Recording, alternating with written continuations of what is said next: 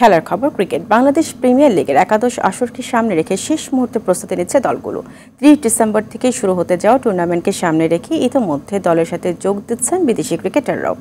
আজ প্রথমবারের মতো ফরচুন বরিশালের সাথে অনুশীলন করেছেন দুই তারকা ক্রিকেটার কাইল মেয়ার্স ও শাহিন শাহ আফ্রিদি। অনুশীলনে এদিন পেসার ইবাদতের সাথে সময় কাটাতে দেখা যায় আফ্রিদিকে, জানিয়েছেন দলের পেস শক্তির কথা। তামিমের আহ্বানে এসেছেন বিপিএলে খেলতে।